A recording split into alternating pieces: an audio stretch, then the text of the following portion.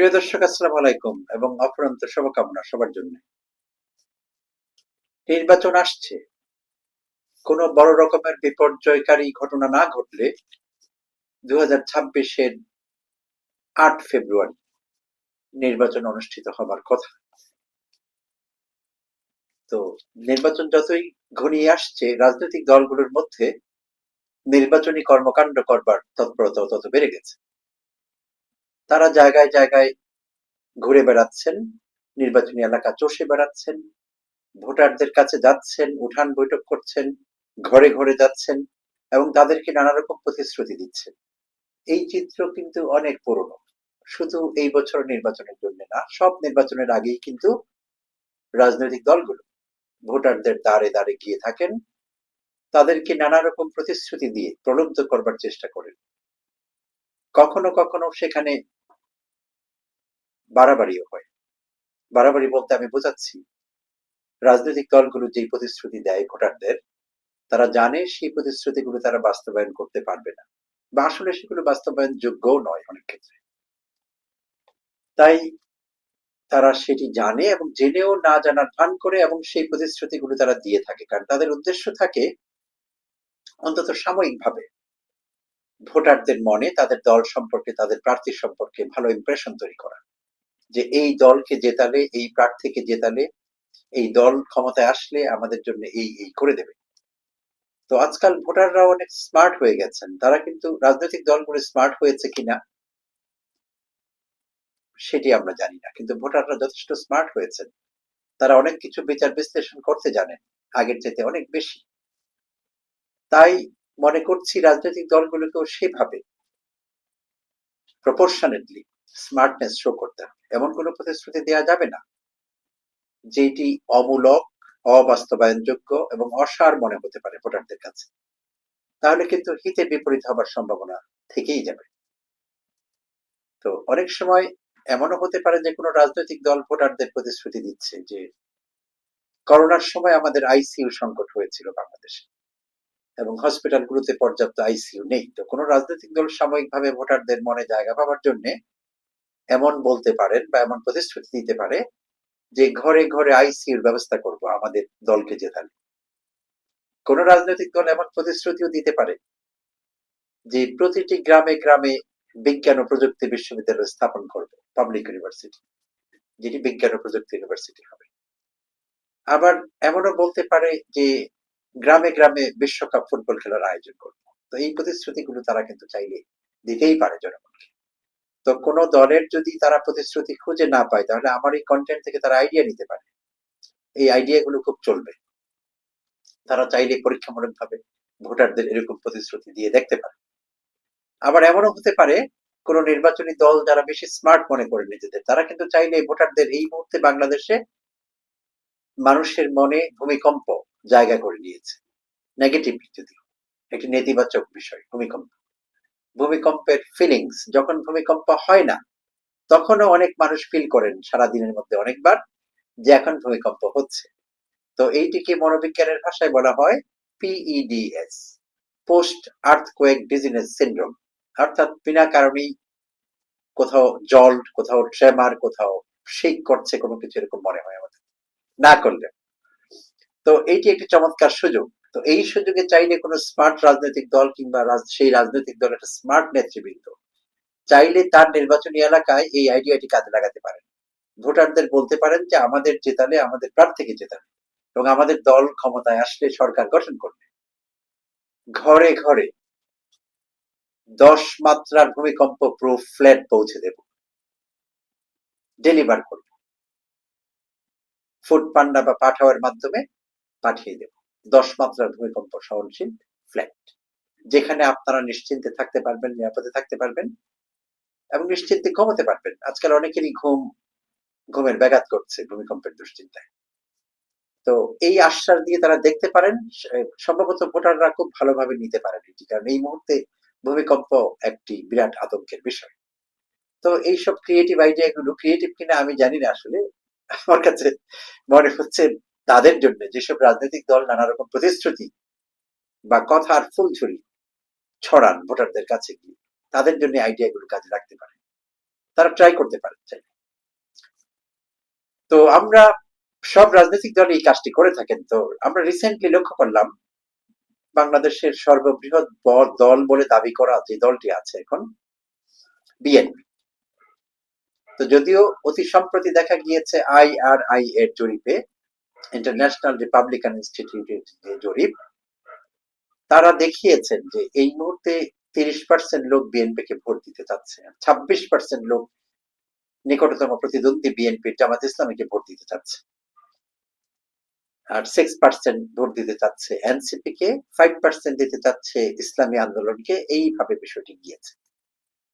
তো তাতে করে ভোটের ব্যবধান কিন্তু কমে গিয়েছে দলগুলোর মধ্যে। তো বিএনপি এতদিন যেভাবে নিজেদের দাবি করত বৃহত্তম দল, তাদের মধ্যে এক ধরনের আত্ম অহংকার লক্ষ্য করা গেছে। তো সেইটি বোধহয় আগের মতো আর কাজ করবে না, কারণ ব্যবধান কিন্তু কমে গেছে। তো যাই হোক, সেই বৃহত্তম দল বিএনপি প্রতিশ্রুতি দিচ্ছে ভোটারদের কাছাকাছি গিয়ে, কিংবা অনলাইনে কিংবা গণমাধ্যমে সেগুলো আসছে। এবার রিসেন্টলি তারা বলছিল যে তারা 1 বছরের মধ্যে 1 কোটি বেকারকে জব দেবে, চাকরি দেবে। চমৎকার আইডিয়া। এখন বেকাররা সেটি কিভাবে দেখেছে, দেশবাসী এই আশ্বাসে কতটা নির্ভর করেছে, করছে কিংবা করতে পারবে, সেটি প্রশ্ন সাপেক্ষ। তো আজই বিএনপির স্থায়ী কমিটির সদস্য জনাব সালাউদ্দিন আহমেদ বিএনপির আগের সেই বয়ান যে 1 কোটি লোককে বেকারকে চাকরি দেওয়া হবে, সেইটি কনফার্ম করলেন, রিকনফার্ম করলেন আসলে আজ। তার নিজ জেলা কক্সবাজারের চকরিয়ায় কোনাখালী ইউনিয়নে তিনি গণসংযোগ করছিলেন। সেখানে গণসংযোগকালে ভোটারদের কাছে তিনি তার কিছু ইচ্ছের কথা ব্যক্ত করেছেন যে বিএনপি ক্ষমতায় গেলে কি কি করবে তাদের জন্য। তো এর মধ্যে বেশ অনেক তালিকা ছিল, দীর্ঘ। তো সবগুলো আমি বলবো না, উল্লেখযোগ্য কয়েকটি বলবো। তো সেখানে তিনি বলছিলেন যে সব ভোটারের স্বাস্থ্য সুবিধা নিশ্চিত করবেন, চিকিৎসার অভাবে যাতে কেউ মারা না যায়। সব ভোটারের কথা বলা হয়েছে, বাংলাদেশের সব মানুষের কথা সেখানে বলা হয়েছে।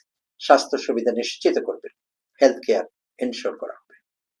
তো এইটি বাংলাদেশের মতো দেশের পক্ষে যে দলই ক্ষমতায় যাক না কেন, গিয়েই তারা খুব রাতারাতি এই কাজটি করতে পারবে 18 কোটি 19 কোটি দেশের মানুষের দেশে, সেটি কিন্তু প্রশ্ন সাপেক্ষ। ইচ্ছে হিসেবে চমৎকার, কিন্তু বাস্তবায়ন করার কতটুকু সুযোগ আছে সেই প্রশ্ন থেকে যাচ্ছে। আচ্ছা, সবচেয়ে গুরুত্বপূর্ণ কথা তিনি যেটি বলেছেন সেটি হলো বেকার, শিক্ষিত বেকারদের জন্য কর্মসংস্থানের ব্যবস্থা করবেন। চমৎকার। আর যতদিন তাদের কর্মসংস্থানের ব্যবস্থা করা না যায়, তাদের জন্য বেকার ভাতার ব্যবস্থা করবেন। এবং 1 থেকে 1.5 বছরের মধ্যে 1 থেকে 1.5 কোটি বেকারকে চাকরি দেবেন। আগে ছিল সংখ্যাটি 1 কোটি। এখন সালাউদ্দিন সাহেব আবার তার মধ্যে কোনো কারণে আত্মবিশ্বাস বেড়ে গিয়েছে, তিনি সেটিকে 1.5 কোটি বানিয়ে ফেলেছেন। 1 থেকে 1.5 বছরের মধ্যে 1 থেকে 1.5 কোটি বেকারকে, শিক্ষিত বেকারকে চাকরি দেওয়া হবে। তো এই আশ্বাস তিনি দিয়েছেন। তো আশ্বাস হিসেবে এগুলো চমৎকার। যেমনটি আমি একটু আগে উল্লেখ করছিলাম, কিছু ক্রিয়েটিভ আইডিয়ার কথা বলছিলাম। সো আইডিয়া হিসেবে খারাপ না, theoretically sounds good, but in reality অন্যরকম বিষয়টি। তো এখন এই যে শিক্ষিত বেকারকে বেকার ভাতা দেওয়া হবে বলা হয়েছে, যতদিন তাদের চাকরি না হয় বেকার ভাতা দেওয়া হবে। চমৎকার একটি প্রলোভন। সব শিক্ষিত বেকার এখন চাইলে বিএনপির হয়ে কাজ করতে পারেন, এই আশ্বাসে যদি তারা বিশ্বাস করেন। তো জনাব সালাউদ্দিন আহমেদ খোঁজখবর রাখেন কিনা এই দেশের শিক্ষিত বেকারের সংখ্যা কত, প্রকৃত সংখ্যা তিনি জানেন কিনা? যদি জানেন তাহলে এই সব শিক্ষিত বেকারকে ভাতা দেবার যে বিষয়টি, সেইটি কি আদৌ সম্ভব? এমন একটি প্রতিশ্রুতি কি প্র্যাকটিক্যাল? একটু দেখে নেওয়া যাক পরিসংখ্যান কি বলছে। আচ্ছা, 14 সেপ্টেম্বর 2025 দৈনিক কালের কণ্ঠ রিপোর্ট করেছে। কালের কণ্ঠ আমার খুব প্রিয় পত্রিকা না, বাট তথ্য প্রমাণ রেফারেন্স দিয়ে কথা বলছে তারা, তো এটি বিশ্বাসযোগ্য। কেউ চাইলে ভেরিফাই করে নিতে পারেন গুগল করে। তো 14 সেপ্টেম্বর 2025 কালের কণ্ঠের রিপোর্ট, হেডলাইন ছিল 8 বছরে শিক্ষিত বেকার বেড়ে দ্বিগুণ। গত 8 বছরে শিক্ষিত বেকার আগে যা ছিল তা বেড়ে দ্বিগুণ হয়েছে। আগে 13 লক্ষ সামথিং ছিল সংখ্যাটি, গত 8 বছরে 26 লক্ষ কয়েক লাখ হয়েছে, দ্বিগুণ হয়েছে। শিক্ষিত বেকারের কথা বলা হয়েছে। আর এখানে শিক্ষিত বলতে ব্যাচেলর ডিগ্রিধারী বলা হয়েছে। ডিটেল থেকে যা জানা গেছে ব্যাচেলর ডিগ্রি আছে এমন বেকারকে শিক্ষিত বেকার বলা হচ্ছে। কমপক্ষে ব্যাচেলর ডিগ্রি থাকতে হবে। তো বিবিএস বা বাংলাদেশ ব্যুরো অফ স্ট্যাটিস্টিক্স পরিসংখ্যান ব্যুরোর বরাত দিয়ে তারা বলেছেন যে প্রতি ৩ জন বেকারের একজন স্নাতক ডিগ্রিধারী। কি ভয়ঙ্কর কথা! এই দেশে যত বেকার আছেন শিক্ষিত অশিক্ষিত নির্বিশেষে ৩ জন বেকারের মধ্যে একজন হলেন শিক্ষিত বেকার যার ব্যাচেলর ডিগ্রি আছে। আর ফিগার আকারে দেখতে গেলে সংখ্যায় সেই সংখ্যাটি হলো ৮,৮৫,০০০ এই মুহূর্তে। ব্যাচেলর ডিগ্রি আছে কমপক্ষে, অনেকেরই মাস্টার্সও আছে, এরকম বেকারের সংখ্যা ৮,৮৫,০০০। একেবারে কম না সংখ্যাটি? আর এই ৮,৮৫,০০০ বা ৯ লক্ষ বেকারকে বেকার ভাতা দেওয়া, it's not a child's play. এটি কোনো জোক না। তো নির্বাচনী প্রতিশ্রুতি হিসেবে, ভোটারকে দেয় আশ্বাস হিসেবে চমৎকার শোনায়, বাস্তবতা অন্য কথা বলে। তাহলে যা তারা করতে পারবে না, রাজনৈতিক দলগুলোর এমন প্রতিশ্রুতি জনগণকে দেয়া বোধহয় ঠিক হচ্ছে না। আগে দিতেন তারা, সেটি ঠিক ছিল। এখন কিন্তু মানুষ রাজনীতি সচেতন। তথ্য জানতে মানুষ পছন্দ করে না। তথ্য পাওয়া যায় একেবারে আঙুলের ডগায়। সবার কাছে তথ্য আছে। তাই যেকোনো প্রতিশ্রুতি দিয়ে, যেকোনো আশ্বাস দিয়ে, যেকোনো প্রলোভন দেখিয়ে ভোটারদের আর আগের মতো কাছে টানা যাবে না, বরং তাতে হিতে বিপরীত হতে পারে। তাই শুধু বিএনপি না, যেকোনো রাজনৈতিক দলের যেকোনো নেতৃবৃন্দ কোনো আসনের প্রার্থী সম্ভাব্য ভোটারদের প্রতিশ্রুতি দেবার সময় যদি বাস্তবতার খেয়াল রাখেন, বাস্তবতার নিরিখে কথা বলেন, তাহলে তাদের দলের জন্য ভালো, ভোটারদের জন্য ভালো, সবার জন্য ভালো আসলে। তাই বাস্তবতার বাইরে যাতে কেউ না যায়, এই আহ্বান জানাচ্ছি সবার প্রতি, সব রাজনৈতিক দলের প্রতি। প্রিয় দর্শক, ধন্যবাদ সবাইকে। ভালো থাকবেন।